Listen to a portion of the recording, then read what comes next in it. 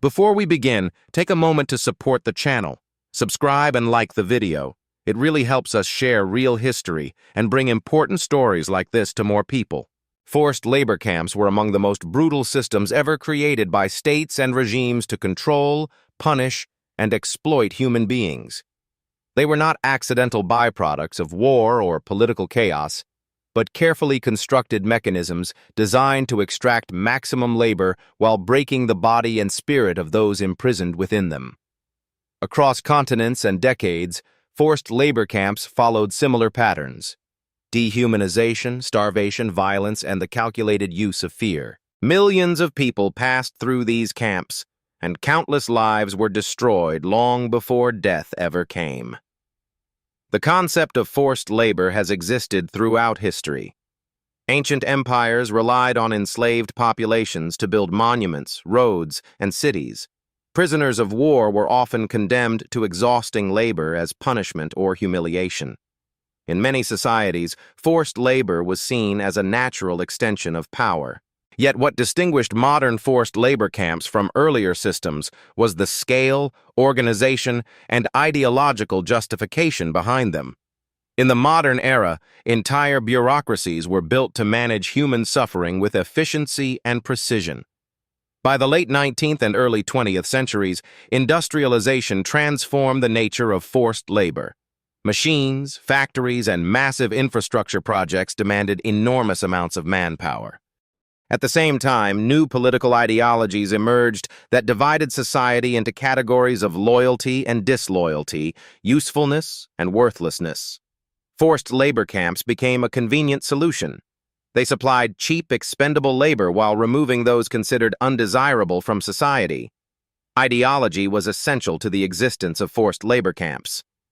No system of mass exploitation can survive without a narrative that justifies it. Governments portrayed camps as necessary for national security, economic progress, or moral purification. Prisoners were labeled as criminals, traitors, enemies, or parasites. Once such labels were applied, cruelty no longer appeared cruel. It became policy. Dehumanization lay at the heart of the camp system. Prisoners were stripped of names and given numbers. Personal belongings were confiscated. Hair was shaved, clothing replaced with identical uniforms. Individual identity disappeared, replaced by a collective mass of bodies. This process was not symbolic, it was practical.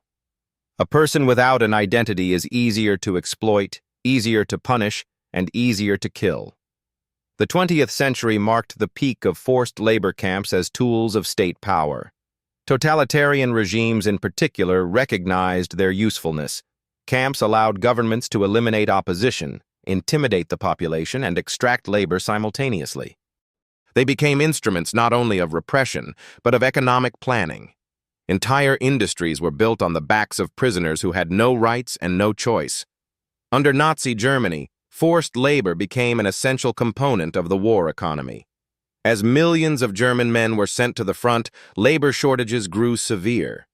The regime responded by deporting civilians from occupied territories, exploiting prisoners of war, and expanding the camp system. Men, women, and even children were forced to work in factories, mines, farms, and construction sites.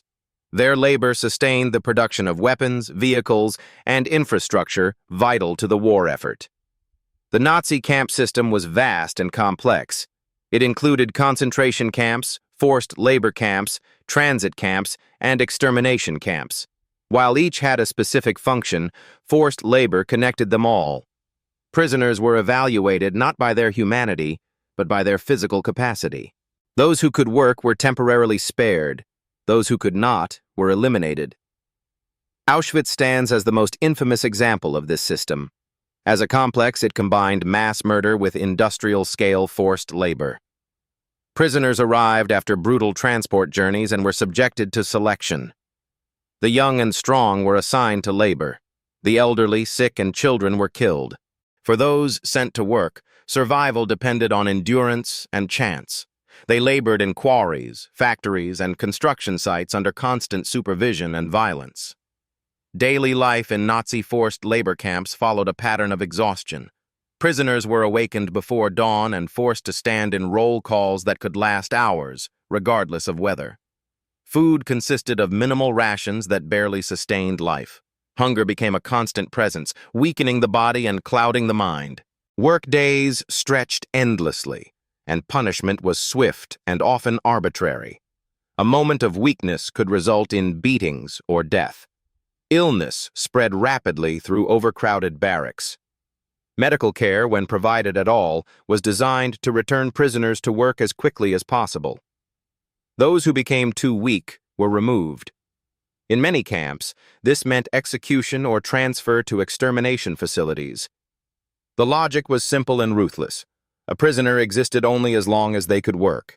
Parallel to the Nazi system, the Soviet Union developed its own vast network of forced labor camps known as the Gulag. Established after the Russian Revolution and expanded dramatically under Stalin, the Gulag became a defining feature of Soviet repression. Millions of people passed through its camps, accused of crimes ranging from political dissent to minor infractions or imaginary offenses. The Gulag served multiple purposes. It punished perceived enemies of the state, instilled fear in the general population, and supplied labor for massive industrial projects. Prisoners were sent to remote regions of Siberia, the Arctic, and Central Asia. These locations were chosen deliberately. Escape was nearly impossible, and the harsh environment itself became a weapon. Life in the Gulag was defined by extremes. Prisoners faced freezing temperatures, inadequate clothing, and relentless labor quotas. Work included logging forests, mining coal and gold, building canals, railways, and cities. Food rations were often tied to productivity, creating a cruel cycle in which those who were weakest received the least food and were therefore least able to work. Death in the Gulag came from many causes: starvation, exhaustion, disease, accidents, and execution. Yet, like other forced labor systems, it relied not only on physical suffering but on psychological control. Prisoners lived in constant uncertainty. Arrests could be arbitrary, sentences unclear. Many did not know how long they would be imprisoned or if they would ever be released.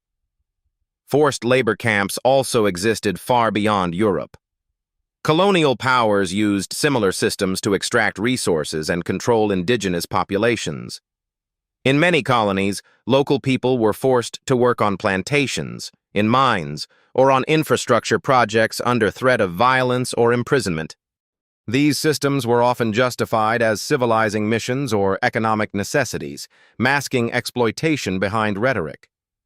During the Second World War, forced labor camps spread across Asia.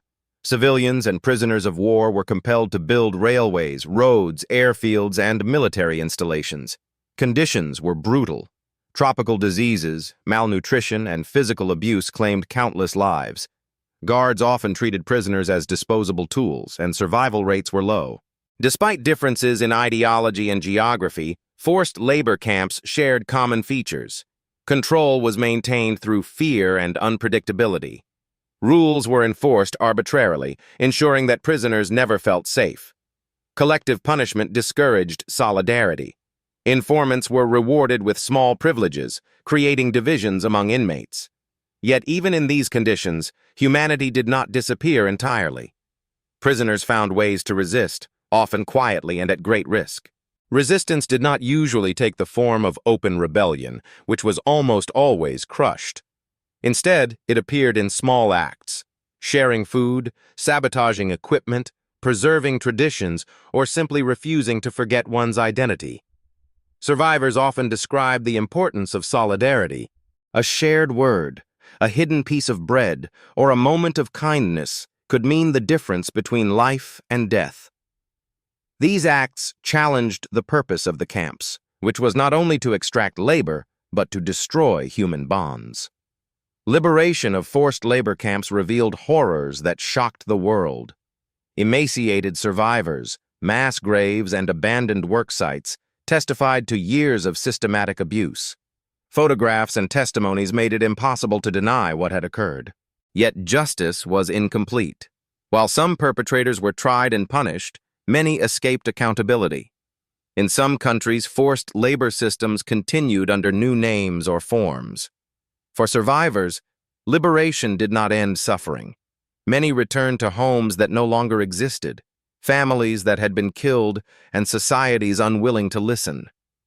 Physical injuries and psychological trauma lasted a lifetime. Some were stigmatized or accused of collaboration simply for having survived. The legacy of forced labor camps extends far beyond their physical destruction. They demonstrate how easily systems of mass abuse can be created when power is unchecked and human life is reduced to utility. They show how ordinary people, following orders or seeking advancement, can become participants in cruelty. Remembering forced labor camps is essential not only to honor the victims, but to recognize warning signs in the present.